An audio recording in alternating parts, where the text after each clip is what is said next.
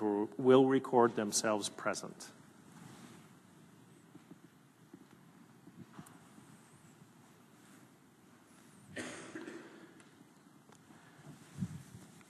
Have all members recorded their presence?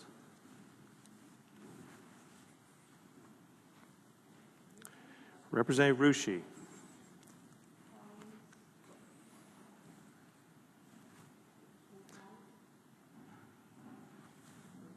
The clerk will lock the count, record the roll.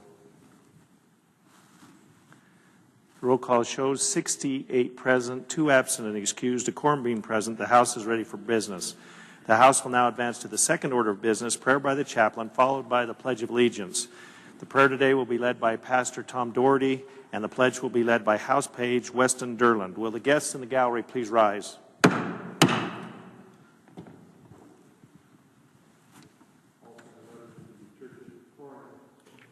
2 Corinthians chapter 4, verse 8 says this: "We are troubled on every side, yet not distressed. We are perplexed, but not in despair."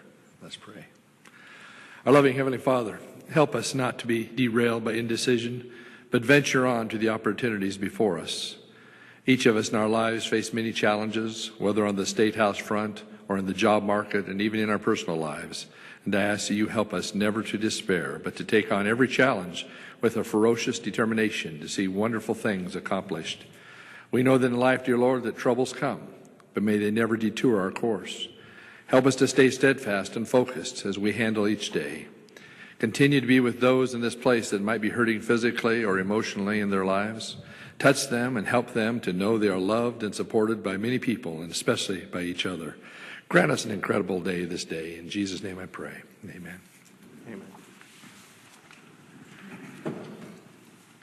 I pledge allegiance to the flag of the United States of America and to the republic for which it stands, one nation under God, indivisible, with liberty and justice for all.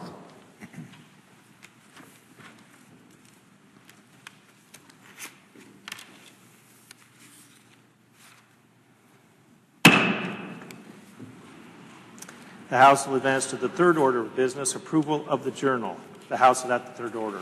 January 31st, 2013. Mr. Speaker, we, your Committee on Judiciary Rules and Administration, report that we have read and approved the House Journal of the 24th Legislative Day and recommend same be adopted as corrected.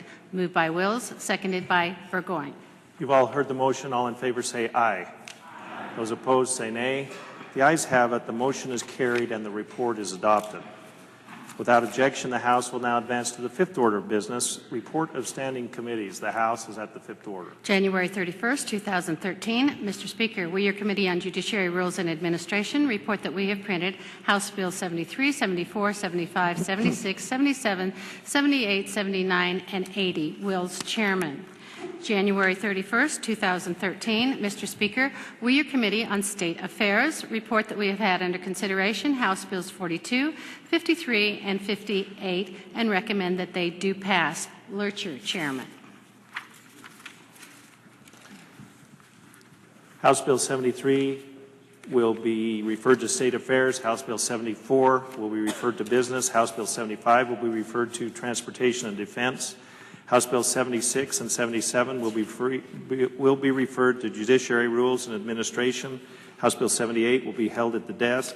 House Bill 79 and 80 will be referred to Local Government. House Bills 42, 53, and 58 will be filed for second reading. Without objection, the House will now advance to the eighth order of business, first reading and reference of bills and joint resolutions. The House is at the eighth order. In the House of Representatives, House Bill number 81 by Education Committee, an act relating to procuring and purchasing by certain institutions of higher education, repealing Section 3, Chapter 286, Laws of 2010, to delete a sunset date. House Bill number 82 by Education Committee, an act relating to workers' compensation, amending Section 72-102 Idaho Code to revise the definition and amending Section 72-205 to provide that certain work experience students shall be covered by the Idaho Higher Education Policy.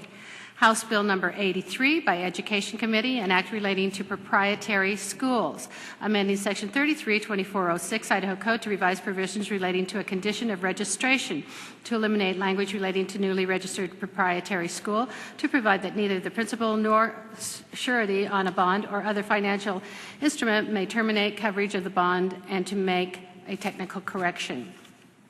House Bill number 84 by Education Committee, an act relating to education, amending Section 33909 Idaho Code to provide that certain abatement of unsafe public school facilities shall be performed exclusively in accordance with certain requirements of the Division of Building Safety, to provide that the Idaho Building Code shall function as a Board of Appeals, to provide for the issuance of certificate of occupancy, to provide that the responsibility for ensuring safety of the facility or portion of the facility will be returned to the school district, and that responsibility for ensuring certain compliance with building codes will be returned to the authority having jurisdiction.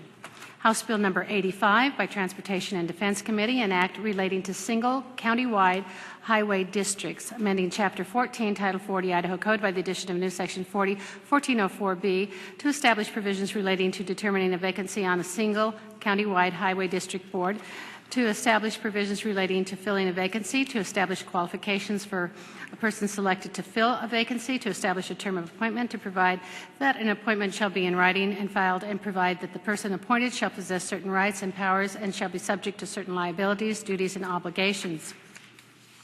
House Bill number 86 by Revenue and Taxation Committee, an act relating to taxes, repealing Sections 3, 4, 5, and 5, Chapter 6, Laws of 2012, relating to notice of redetermination or deficiency and notice of levy and distraint, and amending Section 6, Chapter 6, Laws of 2012 to amend certain effective date.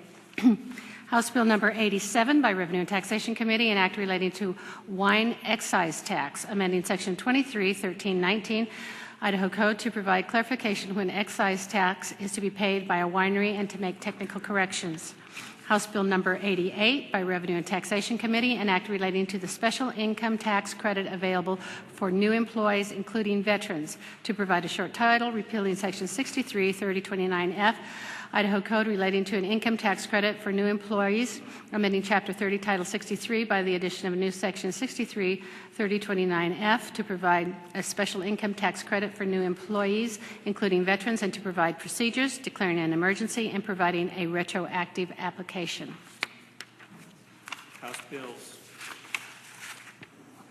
House Bills 81 through 88 will be referred to the Judiciary Rules and Administration for printing. Without objection, the House will now advance to the 10th order of business, second reading of bills and joint resolutions. The House is at the 10th order. In the House of Representatives, House Bill number 11 by Business Committee regarding casualty insurance. House Bill 24 by Revenue and Taxation Committee regarding sales tax revenues, elections. House Bill 25 by Revenue and Taxation Committee regarding property tax administration. House Bill 52 by Revenue and Taxation Committee regarding circuit breaker property tax relief program. House Bill 32 by Health and Welfare Committee regarding psychologist examiners. House Bill 33 by Health and Welfare Committee regarding occupational therapy licensing. House Bill 34 by Health and Welfare Committee regarding Speech and Hearing Services Practice Act. House Bill 35 by Health and Welfare Committee regarding social work examiners. House Bill 36 by Health and Welfare Committee regarding occupational licenses.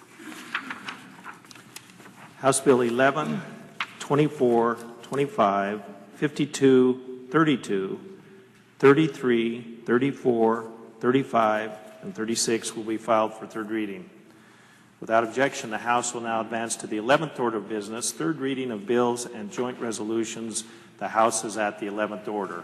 The House will now have under consideration House Bill 37. Mr. Speaker. Good gentleman from District 23. Thank you, Mr. Speaker. I request unanimous consent that we dispense with further reading of House Bill 37.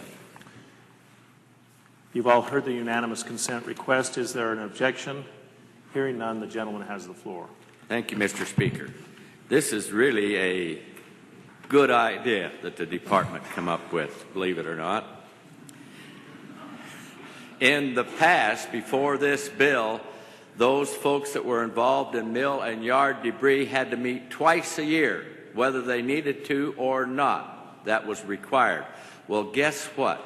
The department has seen the good work of the folks that take care of the mill and yard debris of sawmills, and have decided that they don't need to meet twice a year. They only have to meet when a meeting is going to be called forth, and you'll see that in the legislation there. And the meeting can be called by a member of the committee, by a member of the public. They got to give reason, etc. That is the gist of the whole sum of the bill. But let me tell you who the heroes really are. There's one sitting right there. I was involved in Mountain Home, Idaho, when I first moved there in 1968. And in 1970, I became involved with the sawmill that was in Mountain Home. It's not there anymore, thank you, but it was there then. And guess what? I got involved in the yard and mill debris, and I started hauling that sawdust and shavings and all that stuff all over the southern part of the state of Idaho, clear down to the feedlot out north of Rupert, to the feedlot at Ed Eulich's feedlot at Murtaugh, all kinds of places. And in the wintertime, there wasn't a dairy that I contacted in Magic Valley that didn't want those shavings for their cows in their pens. And if you've ever done this kind of work, folks, and you've hauled straw into these pens, you try to drive back in there when you got straw underneath that. You're not going to get anywhere with a truck. But you take a load of shavings and do it that way, or bark, shredded bark, or sawdust and that kind of stuff, and take it into those pens, and there's no straw underneath it, and you start with that, guess what happens? You can put that out there, and those cows come running like mad just to get into it and lay down and have something clean to lay on.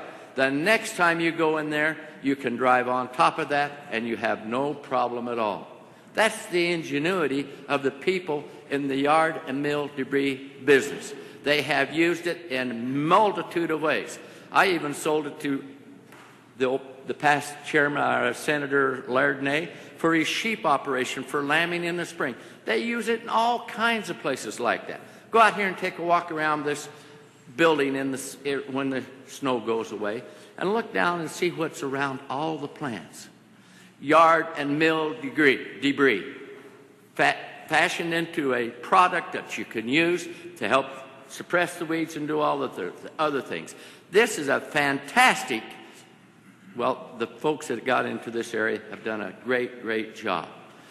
In the summertime, guess what we did with that? Shavings and some of that debris. Good gentlemen, is this pertinent to House Bill 37? It sure is. It's telling why we got to have this bill. The way I read the bill, sir, it talks about the need for annual and biannual meetings and not the use of the byproduct. Well, with the use of those byproducts, Mr. Speaker, and how they are used is what got us to this point so that they don't have to have those meetings, and I'll condense it. I think you've made your point. Thank you. In the summertime, there's a place in Oregon called LeGrand, and they have a mill where they take all of this debris and use it. Now, ladies and gentlemen, I'll stop right here. This is a great idea. The folks that have worked with this yard and mill debris have created a situation where they don't have to have the meetings anymore and will only meet upon request. This is going to save us money. Great idea. I request your green light. Thank you, Mr. Speaker. Thank you, good gentlemen. Is there further debate? Good gentleman from District 28. Thank you, Mr. Speaker. Would the good gentleman from 23 yield to a question? Will the gentleman yield to a question? The gentleman will yield. The gentleman will yield. Thank you, Mr. Speaker, and good gentlemen. I was to a meeting with the DEQ in my area this fall, and they said that they were going to appoint a committee, and I assumed that they would be paid to study what to do with the sawdust from mills in northern Idaho. Would this legislation preclude the need to pay that committee and how it relates to the appointment of that committee?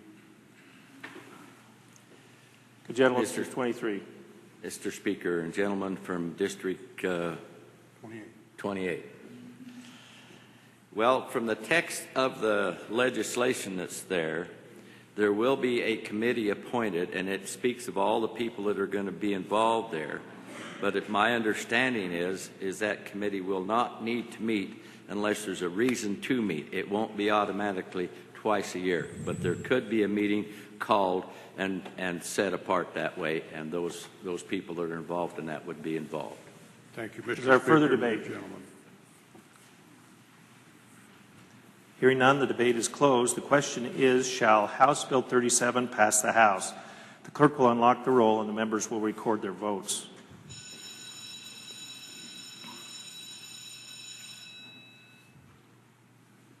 Have all the members recorded their votes? No. We've got quite a few here. What is Kaufman? Where's Kaufman? Okay.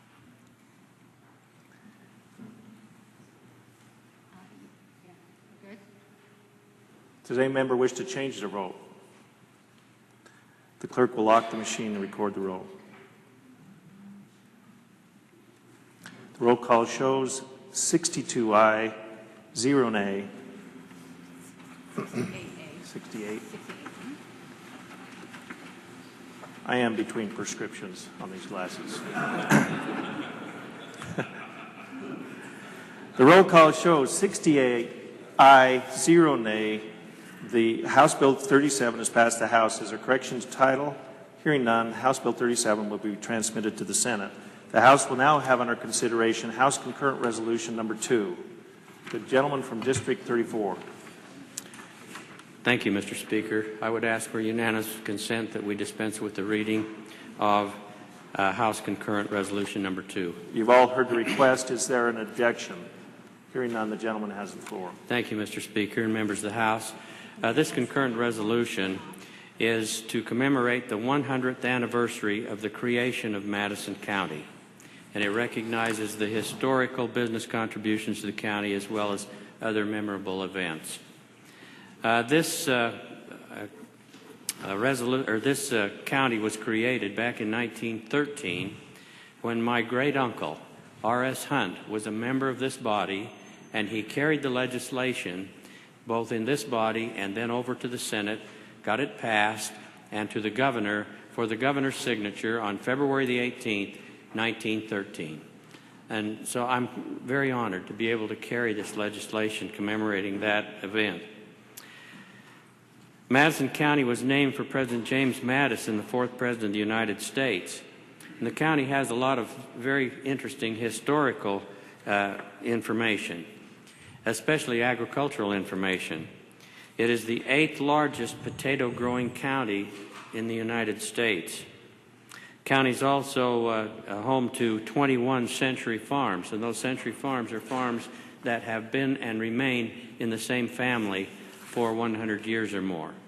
It is also home to the only potato processing plant that produces frozen baked potatoes here in the United States, and they are used in a lot of menus in hospitals and school lunches. And in the last time I was aware of it, over 6 million pounds of frozen baked potatoes were sold in Japan and the Orient countries. Madison County is home to 2 high schools, one at Sugar Salem in the Sugar Salem district and one in Rexburg in the Madison School District. It's also home to Brigham Young University, Idaho. Madison County is a great tourism county. It has the visitors attraction including Yellowstone Bear World, Teton Dam Flood Museum, Brigham Young University, Idaho campus. It is home to Idaho's International Dance and Music Festival, the Legacy Flight Museum that houses quite a number of restored World War II aircraft. Very interesting place. It has Idaho's only restored authentic wooden carousel, which was named the Idaho Centennial Carousel. That's quite dear to my heart.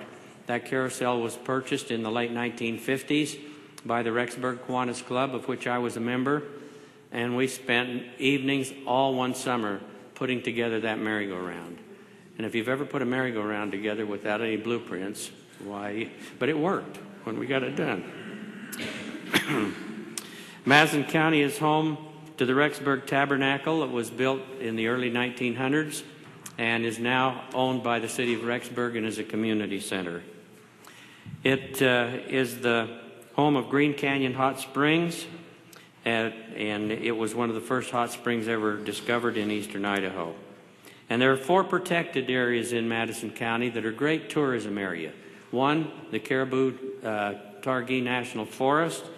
Another, the Cartier Slough Wildlife Management Area, the Deer Park Wildlife Management Area, and the Twin Manan Buttes. And these are 2 of the world's largest volcanic tuff cones. Very interesting. And if you've got a lot of energy and you've got your climbing shoes on, it's fun to go out there and climb to the top of those cones and look down in. There are 5 men with connections to Madison County who became governors in the United States. Charles Calvin Moore was governor of Idaho. Arnold Williams was governor of Idaho. George Romney was governor of Michigan. Mark Parkinson was governor of Kansas. And Mitt Romney was governor of Massachusetts. 2 men from Madison County went on to be congressmen. They were Sherman Parkinson, Lloyd from Utah, and Richard Stallings from Idaho. Madison County Centennial Committee plans a celebration on February the 18th at 1:30 at the Madison County Courthouse to celebrate the signing of the bill creating Madison County. That's the date and the time that Governor Haynes signed it. So there's quite a number of other significant and community events that are going to take place on that. This is a good bill. We do this for other counties, and I think it's only proper that when a county achieves that centennial time that we do honor and recognize those counties that do that. So, Mr. Speaker, if you would allow, I would now yield my time to the other gentleman from District 34 from Rexburg, Representative Hancy. Will the gentleman yield? I will. The gentleman has the floor. What I need is a taller microphone. Well, the representative from District 34, my fellow co-worker Ray Bolt, I'd like to expand about the Brigham Young University of Idaho. This is the major institution in the county of Madison. Like most great institutions, it had a small start. It started in 1888 as the Bannock Academy. Then in 1903, it was changed to the Ricks Normal School. And then in 1928, it was changed to Ricks College. And through the years, especially during the Depression, the hard times of this nation, it struggled to maintain, but the folks in Madison County and the citizens continued to pay and support this institution. By the later half of the 20th century, it was the largest private junior college in America. And with growth came new directions and new expansion. In 2001, it was changed to Brigham Young University, Idaho. And with a major building expansion of 4 new buildings, and virtually every other building was expanded to twice its size. What most people don't know is that we have a new conference center there at Brigham Young University, Idaho.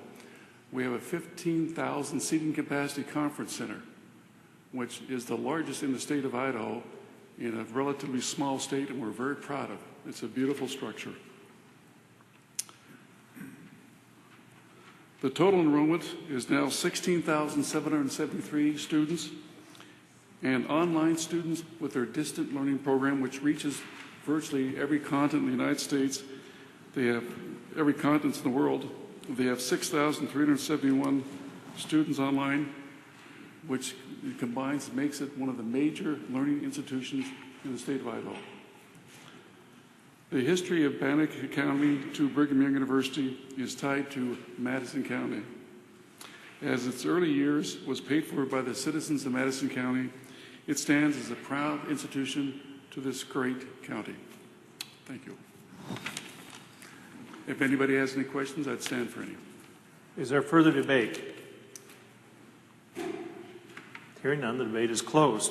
The question is, shall House Concurrent Resolution Number 2 pass the House? Without objection, there will be a voice vote. All those in favor say aye. Aye. Those opposed say nay.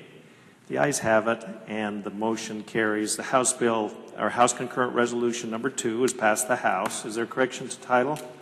Hearing none, House Concurrent Resolution Number 2 will be transmitted to the Senate. The House will now have under consideration House Bill 19. Good lady from District 35.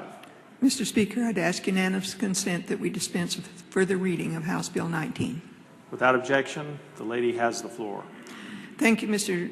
Speaker. This is a good government bill.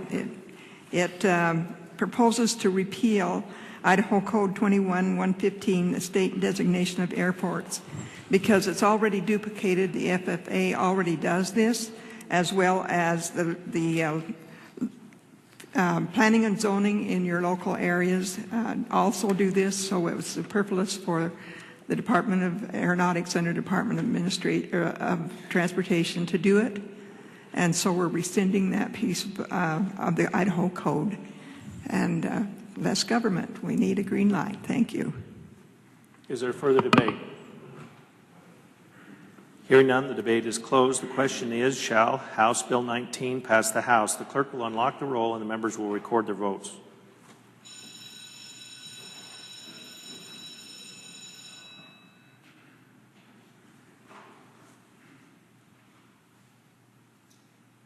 Have all members recorded their votes?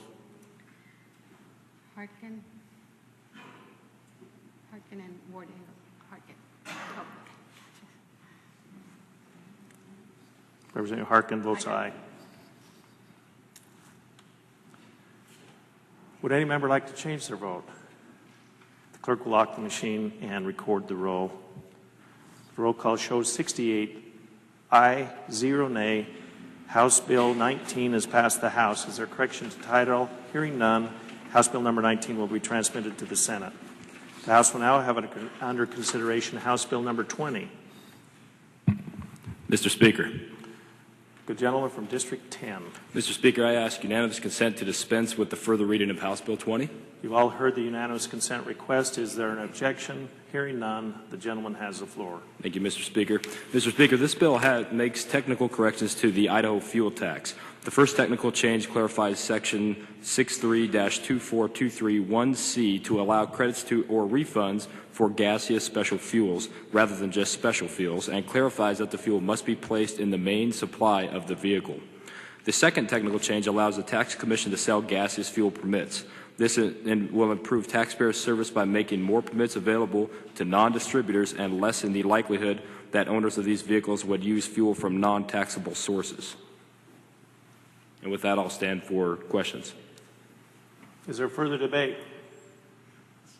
Hearing none, the debate is closed. The question is, shall House Bill number 20 pass the House? The clerk will unlock the machine and the members will record their votes.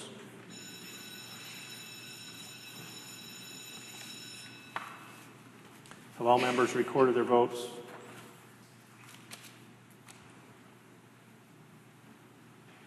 Representative Harkin votes aye.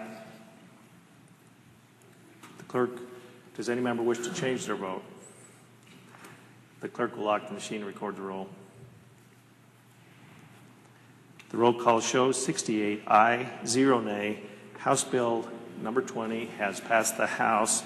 Is there correction to title? Hearing none, House Bill number 20 will be transmitted to the Senate. The House will now have under consideration House Bill number 21. Good gentleman from District 32.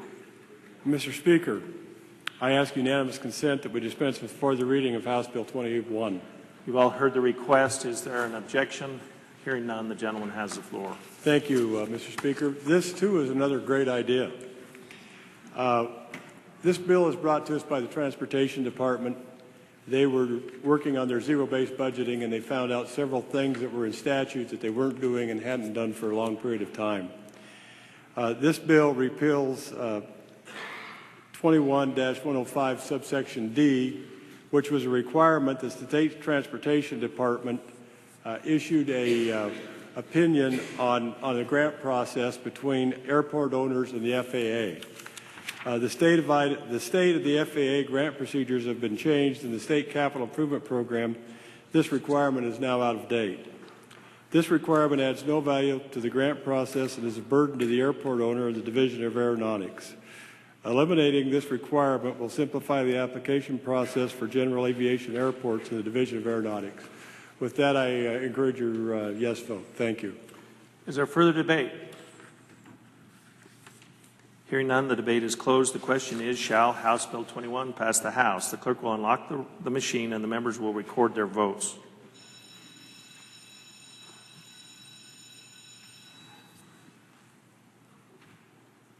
Have all the members voted?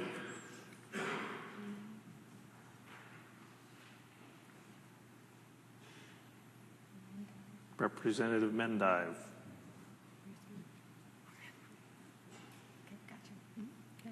The clerk, does any member wish to change their vote? Clerk will lock the machine and record the roll. Roll call shows 68 aye, 0 nay. House Bill number 21 has passed the House as our correction to title. Hearing none, House Bill 21 will be transmitted to the Senate. Without objection, the House will now advance to the 15th order of business, announcements. Are there announcements? Good lady from District 17. Thank you, Mr. Speaker. If you want to shake the hands of folks with calluses on their hands tonight, please come to meet members of the Idaho Working Trades in the ballroom of the Waihe Plaza. Idaho AFL-CIO's meet and greet is tonight from 6:30 to 9 o'clock. They'll have exhibits from elevator constructors teaching us how elevators work. There'll be bakery workers, electricians, firefighters from all over the state. And I would appreciate your presence there so that you can block my way from too many visits to the food line. So tonight from 6:30 to 9 o'clock. Are there further announcements? Good gentleman from District 22. Thank you, Mr. Speaker. Just a friendly reminder, your campaign reports are due today if you haven't got them in yet. And the Secretary would appreciate, the Secretary of State would like to have those. Also a reminder that tonight, it's the day at the range, 6:30 to 9:30 at Impact Guns. Pizza will be served. Maybe not pizza and beer or just pizza, I don't know. And also a reminder or a notice that our Majority Caucus will be meeting at 3:30 this afternoon. So, thank you. Good. Thank you. Good lady from District 26. Thank you, Mr. Speaker. The Minority Caucus also has a meeting at 3:30 this afternoon. Thank you. Good gentleman from District 9. Thank you, Mr. Speaker. For the Resource Committee on your desk is the state water plan pamphlet handed out. I didn't intend to get that handed out up here. I intended for it to be in the committee, but we are going to have the hearing on the state water plan next Tuesday. And this certainly isn't the bill that we'll have, but it would be good if you would look at this and bring it to the committee on next Tuesday. Thank you. Are there further announcements? The Speaker would like to take a privilege at this point and direct your attention to the staff directory that each of you have received in the last week or two. Take note of how accomplished your staff is. And this is a very accommodating group of people. As things ramp up in the legislature and your tempers get short, their patience gets longer, and I think that they are need to be recognized for that. And just take a look and just see the privilege that you have to have this type of accomplished staff. The clerk may read. Following are the Standing Committee meeting announcements for this afternoon. House Business Committee will meet this afternoon at 1:30, East Wing 41, Henderson Chairman. Commerce and Human Resources Committee will meet this afternoon at 1:30, East Wing Room 5, Hartkin Chairman. Judiciary Rules and Administration Committee will meet this afternoon at 1:30, East Wing 42, Wills Chairman.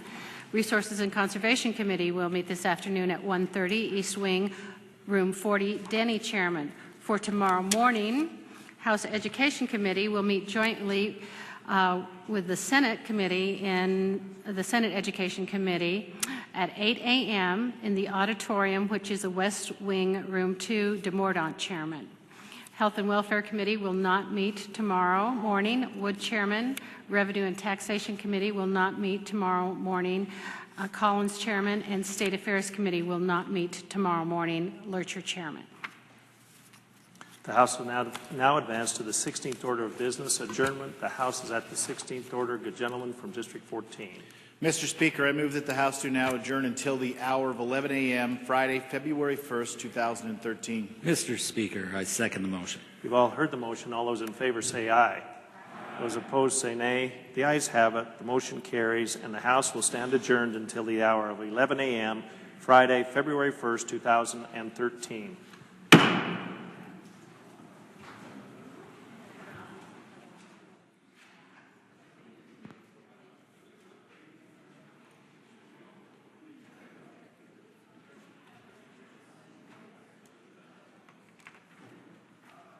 support from the Union Pacific Foundation, the Idaho Association of